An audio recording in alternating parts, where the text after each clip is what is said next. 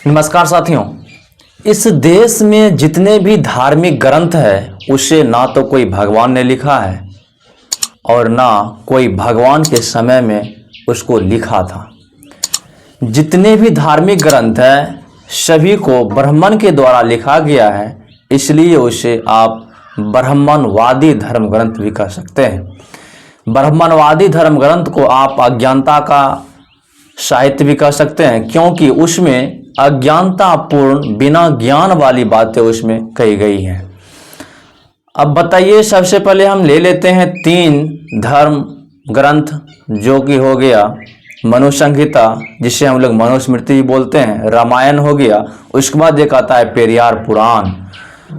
तो मनुसंहिता मनुस्मृति में जो है ब्राह्मण का जन्म जो मुख से करवा दिया गया, और क्षत्रिय का जन्म भुजा से करवा दिया, वैश्य का जन्म नाभि से, और शूद्र का जन्म पैर के नाखून से करवा दिया गया।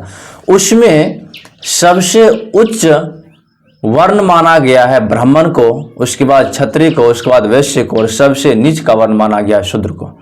इसलिए सभी मिलकर इस देश के मूल्यवासी और शूद्र पर अत्याचार करने का काम तीनों वर्णों ने किया है। तो मनुसंहिता में जो भी वर्ण है, ब्राह्मण क्षत्रिय वैश्य को छोड़कर जो शूद्र वर्ण बच जाता है, उसको हमेशा गुलाम बनाने का काम किया, उसके ऊपर अत्याचार करने का काम किया है। अब ले लीजिए रामायण।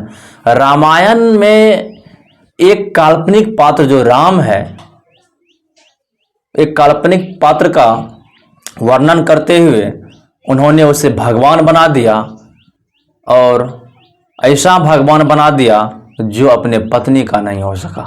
ऐसा भगवान बना दिया जिससे ये तक पता नहीं था कि सोने का मृग नहीं हो सकता है। ऐसा भगवान बना दिया जो शंभुक का वध करवा दिया। ऐसा भगवान बना दिया जो अपना राज्य खुद नहीं चला सकता था, दूसरे पर आश्रित था। ये ऐसा कौन भगवान है? और उसका जन्म भी इतना संदेहपूर्ण है कि आज तक उसका जन्म के बारे में कोई क्लियर नहीं हो चुका है। बताइए, खीर खाने से किसी इंसान का जन्म हो सकता है क्या? माता सीते जो थी, उसका जन्म बोलता है कि हल जोतते जोतते खेत में ही हो गया। खेत में मिट्टी के अंदर किस इंसान का जन्म होता है? यह प्रश्न संदेहपूर्ण प्रश्न है। यह प्रश्न बहुत सारे प्रश्नों का मन में उजागर करता है। सबसे बड़ी बात तो और देख लीजिए, एक जो है, और इसमें सबसे बड़ी बात देख लीजिए, एक जो है कंडन की पत्नी बल्ली के जन्म और उसके माँ बाप के बारे में कुछ पता ही नहीं है। जो कंडन की पत्नी जो बल्ली है, उसके माँ बाप के बारे में कुछ जो है पता ही नहीं है। इसके बारे में कहा जाता है जब जो है साथियों परम शिवम का वीर्य जो है धरती पर पड़ा, तो वह इतना गर्म था कि धरती उसको बर्दाश्त नहीं कर सका, इसलिए उसे समुद्र की ओर मोड़ दिया गया और कंडन वहीं पैदा हुआ। और कंडन का जन्म कहाँ हो गया? जो परम शिवम का जो वीर्य था पृथ्वी पर, धरती पर गिरने के बाद समुद्र में मिल गया, वहीं उसका जन्म हुआ। अब बताइए, किसी का वीर्य यदि धरती पर गिर जाता है, क्या उससे किसी इंसान का जन्म हो सकता है? तो उसका पिता कौन है? तो सीता का पिता कौन है और राम का पिता कौन है? ये सब बातें संदेहपूर्ण है। इन सभी बातों की चर्चा साथियों हम लोग इस वीडियो में करने वाले हैं।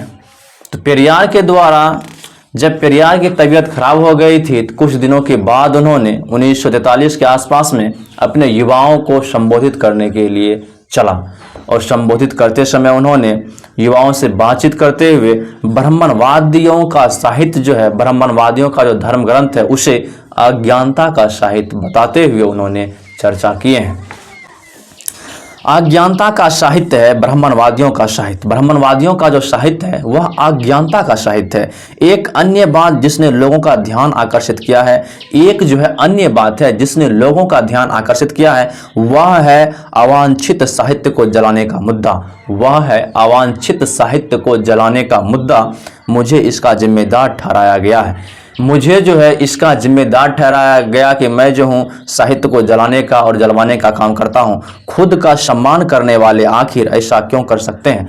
जो खुद का सम्मान करता है, आखिर वह इंसान ऐसा क्यों और कैसे कर सकता है? ऐसा सिर्फ तमिलों को इस तरह की पुस्तकों का बहिष्कार करने के लिए, प्रेरित करने के लिए किया जा रहा है। ऐसा जो है सिर्फ तमिलों को इस तरह की पुस्तकों का बहिष्कार करने के लिए प्रेरित करने के लिए किया जा रहा है, जिससे हम मनु संहिता कहते हैं। पेरियार का कहना है कि हम सिर्फ जो है मनु संहिता को जलाने के लिए प्रेरित कर रहे हैं, क्योंकि मनु संहिता में ऊंच नीच, छुआछूत, पाखंडता की बात कही गई है, और जो धर्म और ईश्वर में विश्वास पैदा करने के लिए जिम्मेदार है, और जो भी धर्म ईश्वर में विश्वास करने के लिए जिम्मेदार है, उन सभी धर्मों को जलाने की, उन सभी धर्म ग्रंथों को जलाने की हम बात करते हैं। रामायण को एक ईश्वर की कहानी के रूप में रचा गया है। रामायण जो है उसको एक ईश्वर की कहानी के रूप में रच दिया गया है। पेरियार पुराणम को भी इसी तरह रचा गया है। एक पुस्तक आती है, एक है पेरियार पुराणम, पेरियार पुराण बोल सकते हैं, उसे भी इसी प्रकार से रचा गया, और पेरियार को ईश्वर बताने के लिए उन्होंने इस पुस्तक को रच दिया। उन्होंने तमिलों के साहित्य के रूप में बहुप्रचारित किया जाता है। जो पुस्तक है पेरियार पुराणम, उसे तमिल साहित्य के रूप में बहुत प्रचार किया जाता है। यही कारण है कि हम तमिलों के इस तरह के साहित्य का बहिष्कार करने को कह रहे हैं। यही कारण है कि हम तमिलों के इस प्रकार के पुस्तक को, इस प्रकार के ग्रंथों को बहिष्कार करने के लिए कह रहे हैं। इन साहित्यों को जलाना एक औपचारिक सांकेतिक विरोध है। इन साहित्यों को जलाना एक औपचारिक सांकेतिक विरोध है। बहुत लोगों ने मुझे पत्र लिखा और मुझे समझाया है कि हम हिंदू कानून को भी जलाएंगे, क्योंकि यह भी मनु की संहिता पर आधारित है। बहुत लोगों ने इसे पेरियार को पत्र लिखा और बोला कि हम जो है हिंदू कानून को भी जलाएंगे, क्योंकि यह मनु संहिता पर आधारित है। हम लोग वर्षों से यह कर रहे हैं, हम लोग जो है वर्षों से यह कर रहे हैं। अब बताइए, पेरियार को अब पत्र आने लगी कि हम आपके साथ हैं, हम जो है हिंदू जो है ग्रंथ को जलाएंगे, हिंदू कानून को हम जलाएंगे, क्योंकि यह भी किस पर, मनु संहिता पर काम करता है। आज हमें मनु की संहिता के आधार पर ही जलाया जा रहा है। आज हमें जो है मनु की संहिता के आधार पर ही क्या कर रहा है, जलाया जा रहा है। हम एक के बाद एक कार्य को अंजाम देंगे, एक के बाद एक ऐसे कार्य को अंजाम देंगे जो इस समाज में शूद्र, ओबीसी, एससी, एसटी को नीच और पाखंड की आड़ में आकर उसके ऊपर शोषण कर रहा है, उन सभी को जलाएंगे। पहले हम तीन पुस्तकें जो है मनु की संहिता, रामायण और पेरियार पुराण को जलाएंगे। सबसे पहले हम तीन पुस्तक को जलाएंगे, रामायण को, मनु संहिता को और पेरियार पुराण को जलाएंगे। लेकिन तमिल पंडित और हमारे बीच के मातावलंबी हमारे स्वाभिमान आंदोलन के लोगों के खिलाफ हंगामा कर रहे हैं। लेकिन जो तमिल के पंडित हैं, वह जो है हमारे बीच के शैव और मातावलंबी हमारे जो है क्या कर रहे हैं, खिलाफ कर रहे हैं। चलिए पहले यह देखते हैं कि कोशिश करें कि कैसे ये पुस्तकें हमसे जुड़ी हुई है। सबसे पहले हम लोग कोशिश करेंगे मनु संहिता, रामायण और पेरियार पुराण किस प्रकार से हम लोगों से जुड़ी हुई है। इसके बाद हम यह जानने की कोशिश करेंगे कि इसमें क्या है। इसके बाद जो है हम लोग जानने की कोशिश यह करेंगे इसमें क्या है, और फिर हम यह देखेंगे कि क्या ये किसी भी तरह से हमारे लिए उपयोगी है। फिर हम लोग देखेंगे क्या यह किस प्रकार से या किसी तरह से हम लोगों के लिए उपयोगी है या नहीं है।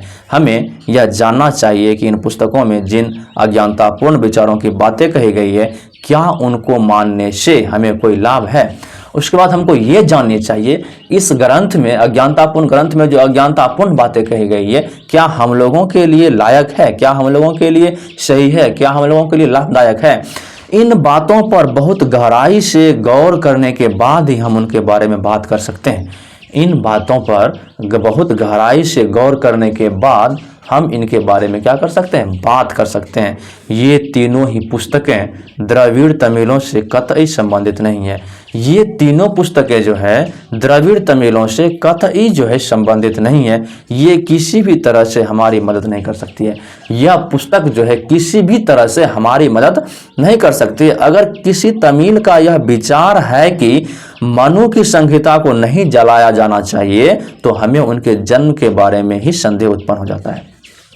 यदि कोई तमिल भाषी है, यदि वह कह दे कि मनु संहिता को नहीं जलानी चाहिए, तो हमें जो है उसके जन्म पर ही संदेहपूर्ण जो है हो जाता है कि इसका जन्म आखिर किस तरह से हुआ है। रामायण की मनु की संहिता की तरह है। रामायण भी मनु की संहिता की तरह है। कुछ पंडितों ने कंब रामायण को बहुमूल्य साहित्य कहकर उसकी प्रशंसा की है। रामायण भी जो है मनु संहिता की तरह है। कुछ पंडित जो है कंब रामायण को बहुमूल्य जो है साहित्य कहकर उसकी प्रशंसा की है वे उसको जलाए जाने के खिलाफ है। वह जो है कंब रामायण को जलाए जाने के क्या है, कुछ पंडित खिलाफ है। लेकिन रामायण के लेखक भी उसे साहित्य नहीं कहते हैं। कंबर खुद ही कहते हैं, दुनिया मेरे बारे में भले ही भला बुरा कहे और मेरी प्रतिष्ठा धूमिल हो जाए, इस खतरे के बावजूद मेरी यह कृति उपरोक्त बात बताना चाहती है। जो कंबर है खुद ही कहते हैं कि दुनिया मेरे बारे में भले ही भला बुरा कहे और मेरी प्रतिष्ठा धूमिल हो जाए, इस खतरे के बावजूद मेरी यह कृति उपरोक्त बात बताना चाहती है। उन्होंने दृढ़तापूर्ण कहा है कि रामायण साहित्यिक कृति नहीं है। उन्होंने खुद बताया है कि रामायण जो है साहित्यिक कृति नहीं है। रामायण उनके लिए सिर्फ अपनी प्रतिभा स्थापित करने वाली महान कृति है। रामायण जो है उसके लिए सिर्फ अपनी प्रतिभा स्थापित करने वाली महान क्या है, कृति है। कुछ अन्य लोग जिनका कहना है कि पेरियार पुराण इतिहास है और यह खगोल शास्त्र और भूगोल के बारे में काफ़ी सूचनाएं देता है। कुछ लोगों का कहना है कि पेरियार पुराण जो है एक प्रकार का इतिहास है और यह खगोल शास्त्र और भूगोल के बारे में काफ़ी सूचनाएं देता है। उनका कहना है कि उसे जलाना नहीं चाहिए। उन लोगों का कहना है कि उसे क्या करनी चाहिए, जलानी नहीं चाहिए। रामायण और कंद पुराण की रचना प्रतिस्पर्धी भावना से हुई है। रामायण हो गई और कंद पुराण की रचना जो है प्रतिस्पर्धा भावना से हुई है। पेरियार पुराण की रचना भक्त विजयम और भक्त लीलामृतम का मुकाबला करने के लिए लिखा गया है। पेरियार पुराण की जो रचना है भक्त विजयम और भक्त लीलामृतम का मुकाबला करने के लिए लिखा गया है। अगर आप इन सभी पुस्तकों को पढ़ेंगे तो यह स्पष्ट हो जाएगा। यदि आप इन सभी पुस्तकों को पढ़ेंगे तो आप स्पष्ट हो जाइएगा रामायण और कंद पुराण की विचारधारा एक ही है। यदि आप इन दोनों पुस्तक को पढ़िएगा तो आपको पता चल जाएगा रामायण हो गया और कंद पुराण जो है इनकी जो है विचारधारा एक ही है। राम की पैदाइश अरककरों को मारने के लिए हुई है। राम की पैदाइश जो है अरककरों मतलब राक्षसों को मारने के लिए हुई है। ऐसा माना जाता है कि महाविष्णु ने राम के रूप में अवतार लिया। ऐसा माना जाता है, हुआ नहीं है, ऐसा माना जाता है कि विष्णु जो है राम के रूप में क्या हुए हैं, अवतार हुए हैं या अवतार लिए हैं। इसी तरह देवों में परम शिवम से असुरों गैर ब्राह्मण द्रविड़ों को मारने की प्रार्थना की। उसका जन्म इसलिए हुआ है कि इसी तरह से जो है देवों ने परम शिवम से असुर कौन था, जो गैर ब्राह्मण द्रविड़ था, जो ब्राह्मण नहीं था, ठीक, को मारने की प्रार्थना की। इस उद्देश्य के लिए कंडन परम शिवम का बेटा बनकर पैदा हुआ। इस उद्देश्य के लिए जो है कंडन जो है परम शिवम का बेटा बनकर पैदा हुआ। राम की पत्नी सीता कहाँ पैदा हुई और उसके बाप कौन थे? राम की पत्नी जो सीता है वह कहाँ पैदा हुआ, उनके बाप का क्या नाम था, इस बारे में उससे कोई जानकारी नहीं है। इस बारे में जो है उसमें कोई जानकारी नहीं है। इसी तरह कंडन की पत्नी बल्ली के जन्म और उसके माँ बाप के बारे में कुछ पता नहीं है। उसी प्रकार से कंडन की जो पत्नी है बल्ली, उसके जन्म के बारे में भी कोई पता होता नहीं, उसका माता पिता कौन है। राम की पैदाइश एक बेहूदी बात है। राम की पैदाइश जो है एक बेहूदी बात है। यह ब्राह्मणों के घर पैदा हुआ था जो यज्ञ करते थे। राम का जन्म जो है एक बेहूदी बात है, उसकी पैदाइश जो है बेहूदी बात है। वह जो है ब्राह्मण के घर में पैदा हुआ था जो यज्ञ करते थे। कंडन के जन्म का हाल तो उससे भी बुरा है। कंडन का जो जन्म हुआ है उसका हाल जो है उससे भी बुरा है। जब परम शिवम का वीर्य धरती पर पड़ा तो वह उसको बर्दाश्त नहीं कर सकी। जब परम शिवम का वीर्य जो है पृथ्वी पर धरती पर गिरा वह उसे बर्दाश्त नहीं कर सकी, इसलिए उसे समुद्र की ओर मोड़ दिया गया। इसलिए जो है उसे समुद्र की ओर मोड़ दिया गया। कंडन वहीं पैदा हुआ। कंडन कहाँ? वहीं समुद्र के किनारे पैदा हुआ। यह मैं नहीं कह रहा हूँ, विश्वामित्र ने यह सब कहा है। ये बातें हम लोग नहीं कह रहे हैं, यह बात जो विश्वामित्र ने खुद कहा रहा है। रामायण में कहा गया है कि जब ज्यादा से ज्यादा संख्या में राक्षस मारे जा रहे थे, ऐसा कहा जाता है कि उतनी ही संख्या में नए राक्षस पैदा भी हो रहे थे। रामायण में कहा जा रहा है जितनी संख्या में राक्षस को मारा जा रहा था उतनी ही संख्या में राक्षस पुनः पैदा भी हो रहा था। बताइए वहां उतनी अवस्था में उस युद्ध में जो है राक्षस को पैदा करने के लिए कौन वहां खड़ा था? कौन महिलाएं थी जो राक्षस के दो राक्षस मरने के बाद तुरंत दो राक्षस पैदा कर देती होगी? बताइए कौन ऐसी महिलाएं थी? इसी तरह कंद पुराण में कहा गया है कि असुरों की गर्दनें काटी जा रही थी। इसी इसी प्रकार जो है कंड पुराण में कहा जा रहा है कि असुरों की गर्दनें क्या हो रही थी, काटी जा रही थी। ऐसा कहा जाता है कि मृत असुर दोबारा जीवित हो रहे थे। ऐसा भी कहा जाता है जो मृत असुर था वह दोबारा जीवित हो रहे थे। शैव व वैष्णव भक्तों के व्यवहारों की जगह हम बात करें तो हम उन्हें एक ही जैसा पाते हैं। यदि शैव व वैष्णव भक्तों के व्यवहारों की अगर हम बात करते हैं तो हम उन्हें एक ही जैसा पाते हैं। ये एक दूसरे की नकल करते हुए पाए जाते हैं। ये जो है एक दूसरे की नकल करते हुए पाए जाते हैं। शैववाद में तिरुनीलकंदर नामक एक अनुयायी का नाम आता है जो कि कुम्हार है। शैववाद में जो है तिरुनीलकंदर नामक एक अनुयायी का नाम आता है जो कि एक कुम्हार है। इसी तरह वैष्णववाद में हमें गौरकुंबर नामक एक अनुयायी के बारे में बताया जाता है। इसी तरह जो है वैष्णव पुराण में हमें गौरकुंबर नामक एक अनुयायी के बारे में बताया जाता है। वह भी क्या है, वह भी एक कुम्हार है। वह भी शैववाद में भी जो कुमार, शैववाद में जो तिरुनीलकंदर भी क्या है, एक कुम्हार है। और वैष्णववाद में भी क्या है, एक कुम्हार का वर्णन किया गया है। दोनों ही भक्तों की कहानी एक जैसी है। दोनों भक्तों की कहानी जो एक जैसी है, दोनों की ही अपनी पत्नी से नहीं बन रही है। दोनों में उसकी पत्नी से ही नहीं बन रही है। वे अपनी पत्नी से बात तक नहीं करते थे। विष्णु उस दोनों जो पुराण है उसमें जो है दोनों को पत्नी से ही नहीं बनता है, दोनों पत्नी से ही बात नहीं करते थे। विष्णु ने गौरकुंबर और उसकी पत्नी के बीच मेल जोल करवाया। विष्णु जो है गौरकुंबर और उसकी पत्नी के बीच में जो मेल जोल करवाया। इसके बावजूद कि रामायण को वैष्णव लोग एक महाकाव्य मानते हैं। इसलिए कि रामायण को एक वैष्णव लोग क्या मानते हैं, महाकाव्य मानते हैं। हिंदू शैव पेरियार पुराण को अपना महाकाव्य मानते हैं। हिंदू शैव जो है पेरियार पुराण को एक जो अपना महाकाव्य मानते हैं। इन लोगों से कुछ सीखने को मिलेगा। इन लोगों से जो है कुछ क्या करने के लिए, सीखने के लिए मिलेगा। ऐसा आसानी से नहीं कहा जा सकता है। ऐसा जो है आसानी से नहीं कहा जा सकता है। इन महाकाव्यों में अनुशासनहीनता, वेश्यावृत्ति और आत्मसम्मान रहित बातों की भरमार है। इन महाकाव्यों में जो है अनुशासनहीनता और वेश्यावृत्ति और आत्मसम्मान रहित बातों की क्या है, भरमार है। अगर हम इन्हें देवी साहित्य मानते हैं और इन महाकाव्यों और उनके भगवान और धर्म के शासन में कसीदे गढ़ते हैं तो हम अपने जीवन में उन्हीं असभ्य और बर्बर स्थिति का प्रदर्शन करेंगे। अगर हम इन्हें देवी साहित्य मानते हैं और इन महाकाव्यों और उनके भगवान और धर्म की शान में कसीदे गढ़ते हैं तो हम अपने जीवन में उन्हीं असभ्य और बर्बर स्थिति का हम लोग प्रदर्शन करेंगे। एक भक्त अपनी पत्नी को स्वेच्छा से किसी ब्राह्मण को पेश कर देता है। एक भक्त जो है अपनी पत्नी को अपनी स्वेच्छा से ब्राह्मण को पेश कर देता है। एक अन्य भक्त अपनी केहूनी से चंदन रगड़ता है। एक भक्त जो है अपनी केहूनी से क्या करता है, चंदन रगड़ता है।